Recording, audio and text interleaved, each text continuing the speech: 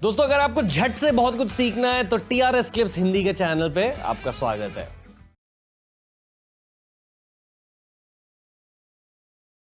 जैसे कि वो आगरा से जब औरंगजेब के प्रिजन से छूटकर आते हैं और एस्केप करते हैं वहाँ से, तो वो कौन सा रास्ता लेते हैं महाराष्ट्र के लिए आने के लिए, इसके काफ़ी थियरीज है, लेकिन एक फाइनल वर्जन किसी को पता नहीं। लेकिन वो महाराष्ट्र में आते हैं, 1 महीना बाद ही रीचेस होम।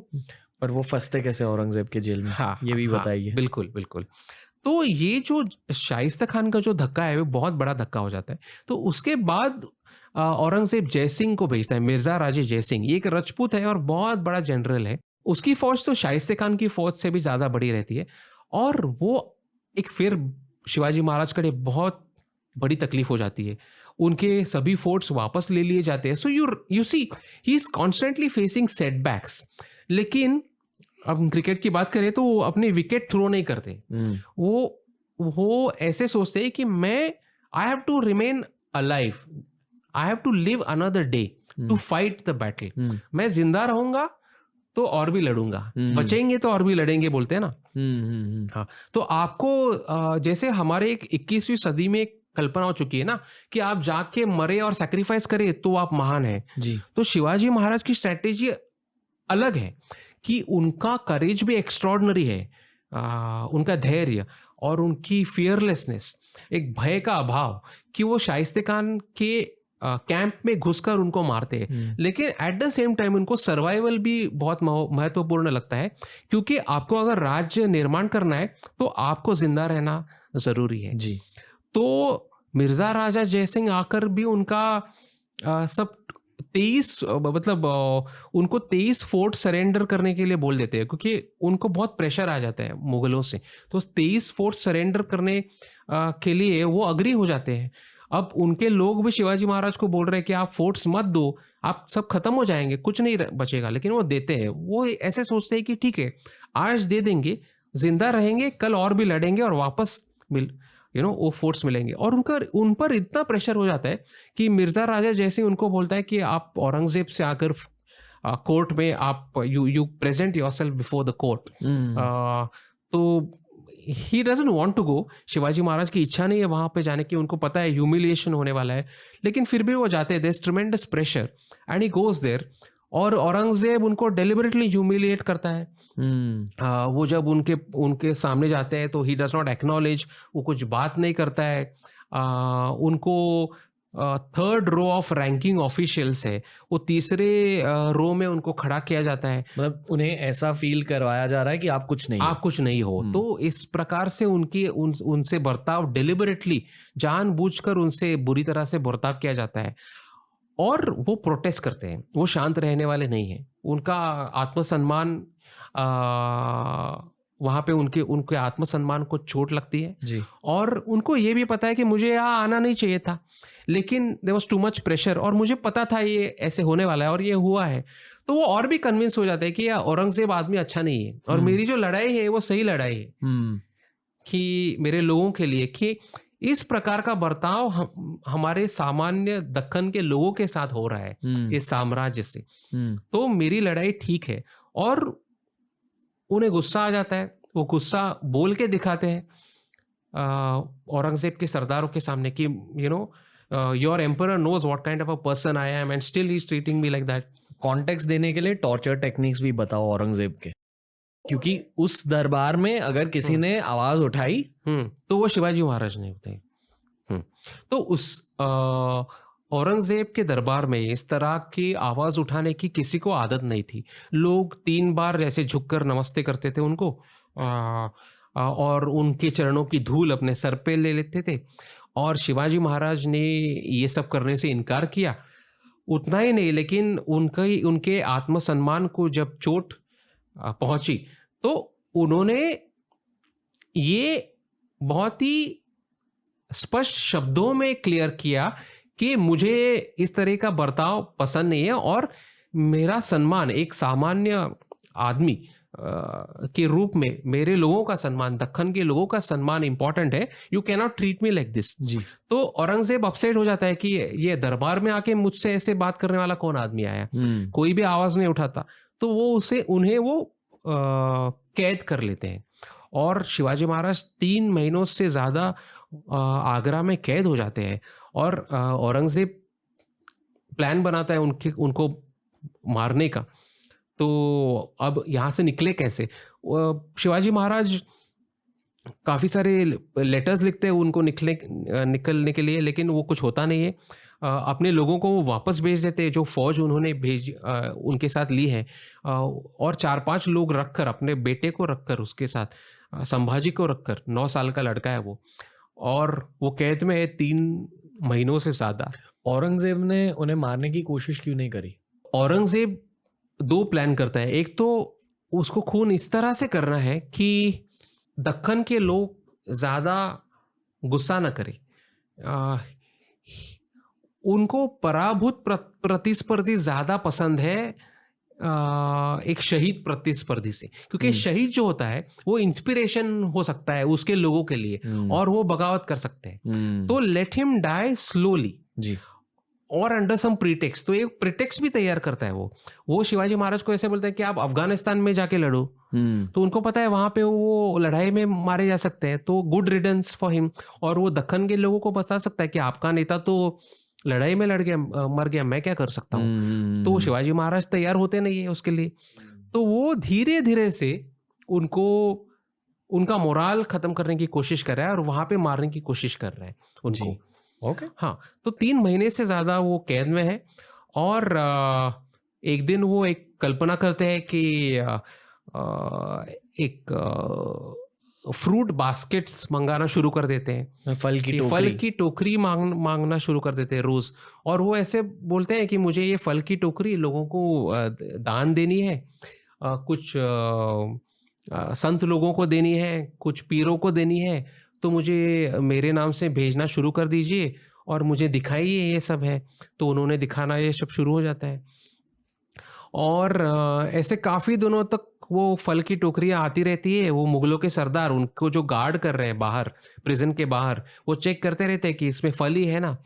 तो काफ़ी दिन चेक करते हैं। एक दिन ऐसा भी आता है कि ज़्यादा चेक करना कम कर देते हैं वो बाहर निकलते वक्त।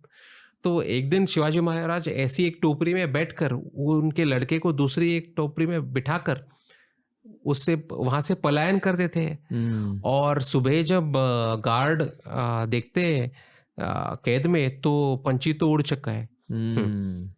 और शिवाजी महाराज सीधा साउथ में ना आते हुए आगरा से वहां से मथुरा जाते हैं, दूसरी दिशा में जाते हैं।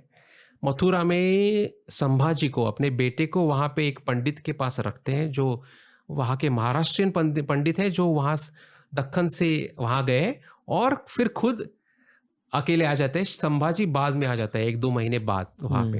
और फिर 1 महीने का एक घोड़े पर सवार होकर वो दक्कन आ जाते हैं। और औरंगजेब पूरी तरह से शॉक हो जाता है कि ये आदमी भागा कैसे।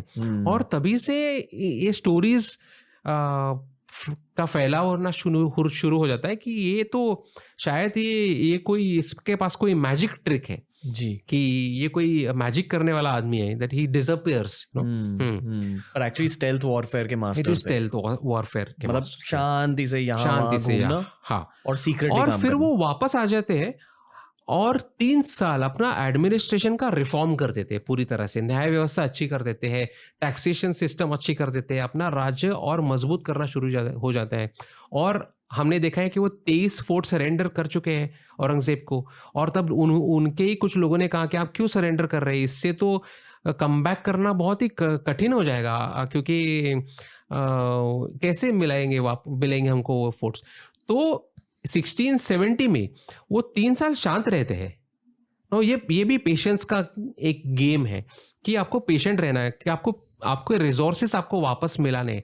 1660 से उनके खिलाफ 10 साल 7-8 साल उनके खिलाफ लड़ाई चल रही है, शाइस्ते खान आया, फिर जयसिंह आया, उनके रिसोर्सेज खत्म हो गए, उनके गांव के लोग के मोरल डाउन है, तो वो रीबिल्ड कर रहे हैं। वो 3 साल सिर्फ रीबिल्ड करते हैं और 1670 में वो अटैक करना शुरू कर देते हैं और अपने जो लॉस्ट फोर्ट्स थे वो कुछ महीनों में वो वापस मिलते हैं उनको, फिर से गोरिल्ला वॉरफेयर। हाँ, और वो जब हारे हुए फोर्ट्स है वो उनको वापस ले लेते हैं। पर इतना ज्यादा गोरिल्ला वॉरफेयर का इस्तेमाल किया तो शत्रु को पता नहीं चला कि यही होते उनके टेक्निक?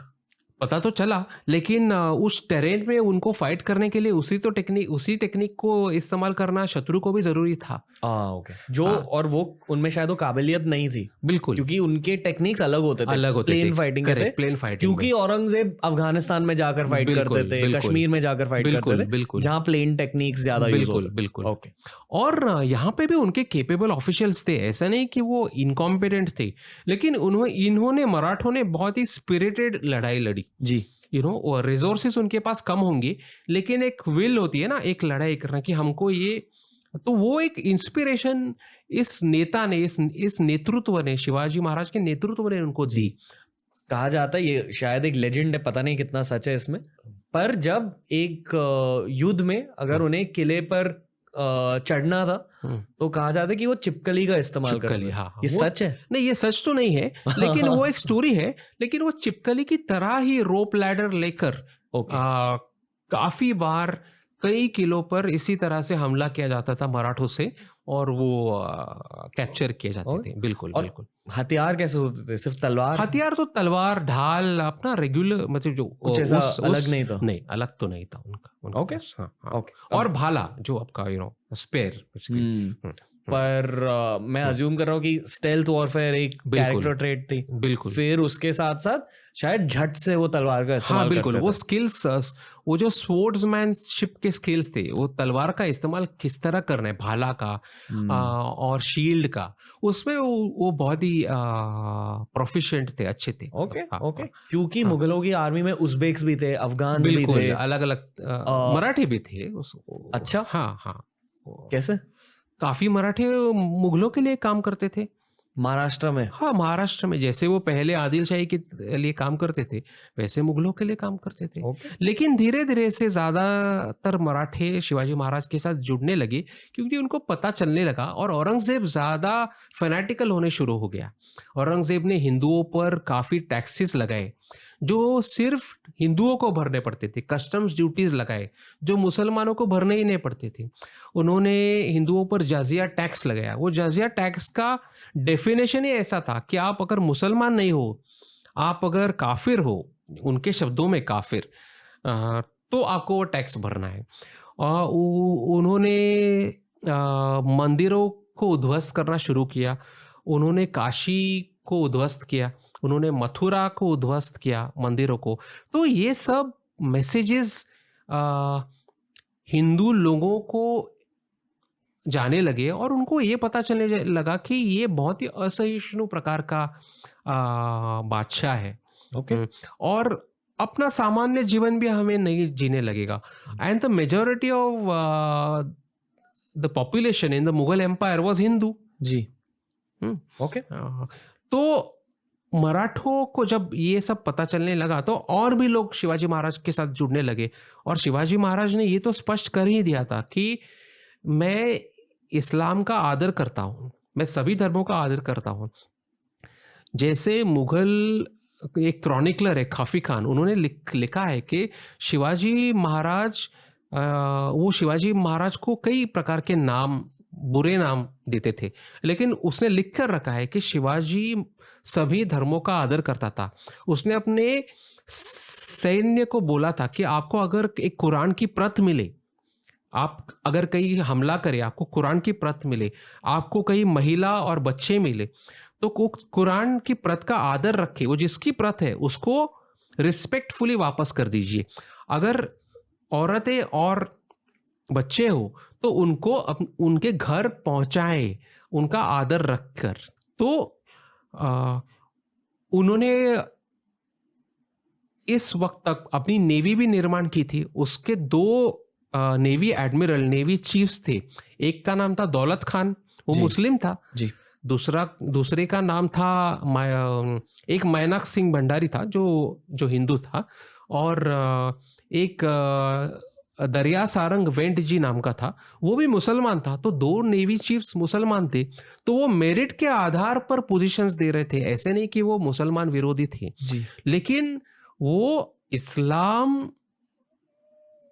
का हिंदू पर अगर हमला हो रहा है तो उसके खिलाफ वो लड़ने की का धैर्य रखते थे और वो स्पष्ट करते थे कि ये मुझे पसंद नहीं है जी and I will not allow my religion to be wiped out. जी। दोस्तों अगर ये वीडियो अच्छा लगा तो डेफिनेटली हमारी प्लेलिस्ट देख लीजिए, ऐसे ही वीडियोस आपको वहां भी मिलेंगे और डेफिनेटली TRS क्लिप्स हिंदी को सब्सक्राइब कीजिए।